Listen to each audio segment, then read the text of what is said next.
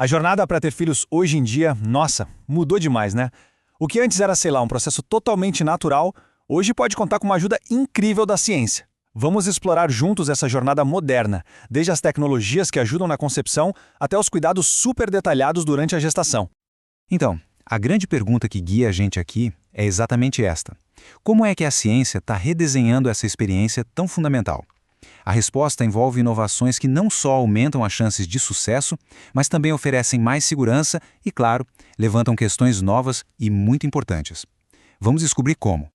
Para a gente entender direitinho essa jornada, vamos dividir nossa conversa em 4 grandes momentos. Primeiro, o desafio da concepção e como a tecnologia entra para ajudar. Depois, os caminhos tecnológicos que levam à paternidade. Em seguida, a gente passa para o acompanhamento da gestação, trimestre a trimestre. E por fim, vamos explorar as fronteiras da genética e os dilemas que vêm junto com ela. Nossa primeira parada é o início de tudo, a concepção. Para muitas pessoas, o desejo de ter filhos encontra um obstáculo, a infertilidade. E é exatamente aqui que a medicina reprodutiva entra em cena, sabe? Oferecendo caminhos que antigamente a gente nem imaginava que seriam possíveis.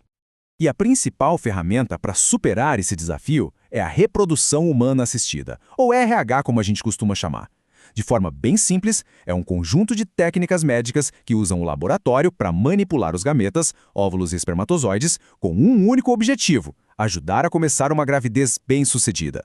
Tá, mas como é que isso funciona na prática? É importante saber que a RH não é uma coisa só, um pacote único. Na verdade, é um leque de opções tecnológicas. Isso permite personalizar o tratamento para cada caso, o que aumenta e muito as chances de sucesso.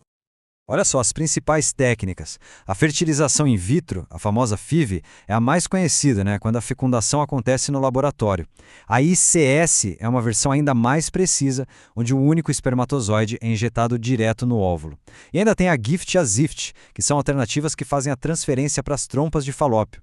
Cada uma delas tem uma indicação bem específica. O sucesso de muitas dessas técnicas depende de um passo que é crucial: escolher o embrião com mais potencial. Por muito tempo, essa decisão foi totalmente visual, subjetiva, nas mãos de um embriologista experiente, olhando por um microscópio. Pensa só na responsabilidade, mas isso está mudando de um jeito radical. E a mudança tem nome: inteligência artificial. Se liga nesse número: 93,1%. Essa é a precisão que um algoritmo de IA pode ter ao analisar imagens de embriões para prever o potencial de fertilização. A tecnologia consegue pegar detalhes que o olho humano simplesmente não vê, o que torna a escolha muito mais objetiva. E o resultado prático disso é incrível. Estudos já mostram que a seleção de embriões feita por IA pode chegar a uma taxa de sucesso de implantação de 55%. Isso é mais alto que os resultados de métodos mais antigos e até invasivos, como o teste genético PGT-A, ou seja, é uma alternativa mais segura e eficaz. Certo, a concepção foi um sucesso. E agora? Agora começa uma nova fase igualmente importante: a gestação. E a ciência moderna transformou o pré-natal num acompanhamento super detalhado para garantir a saúde da mãe e o desenvolvimento seguro do bebê. A gravidez é dividida em 3 trimestres e cada um tem focos e exames bem específicos. O primeiro é para fazer os exames iniciais e já rastrear qualquer risco.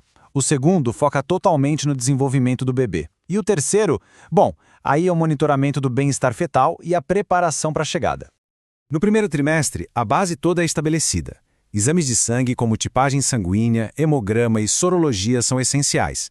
E tem um ultrassom super importante, o morfológico, que é feito ali entre a 11ª e a 14ª semana, e é fundamental para avaliar riscos de síndromes e malformações.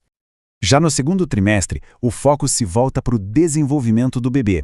Um exame importante é a curva glicêmica, para verificar o risco de diabetes gestacional, que é uma condição que precisa de bastante atenção. A ultrassonografia morfológica detalhada aparece de novo para avaliar o crescimento e a formação dos órgãos. A medida do colo uterino também é fundamental para prever o risco de um parto prematuro. E na reta final, os exames garantem que está tudo pronto para o nascimento.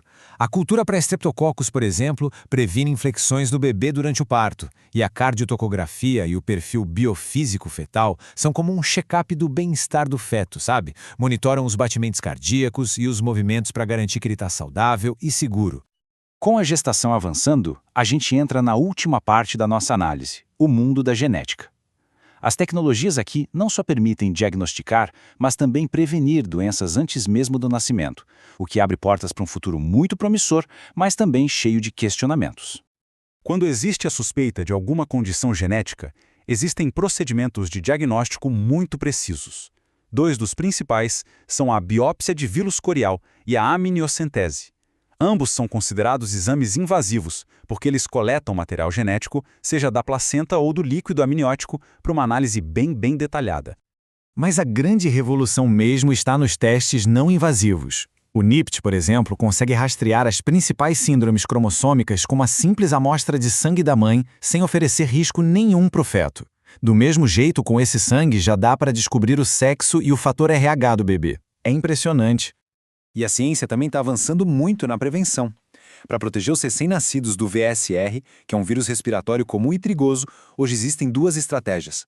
Uma vacina que a gestante toma, que já passa os anticorpos pela placenta, e um anticorpo monoclonal, que é aplicado direto no bebê depois que ele nasce. É a proteção começando antes mesmo do primeiro respiro. Todos esses avanços são fascinantes, né? E trazem esperança para milhões de pessoas. Mas eles não vêm sem seus próprios desafios. A mesma tecnologia que nos dá tanto poder também nos força a encarar questões bem complexas sobre ética, sobre acesso e sobre o futuro da humanidade. E os desafios são muitos. O custo altíssimo torna essas tecnologias inacessíveis para a maioria. A falta de uma regulamentação clara cria um certo vácuo legal. Aí surgem dilemas profundos sobre a privacidade de dados genéticos e até sobre a ideia de selecionar embriões.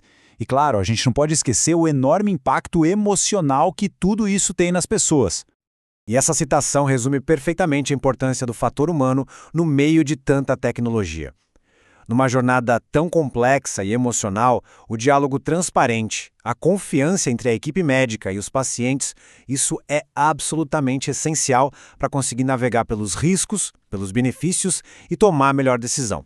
A gente termina com essa pergunta, que não tem uma resposta fácil. A ciência nos deu ferramentas poderosíssimas para moldar o início da vida. A forma como a gente vai usar essa tecnologia, os limites que vamos estabelecer e os valores que vamos priorizar vão definir não só o futuro da reprodução, mas o futuro da nossa própria espécie. A conversa está só começando.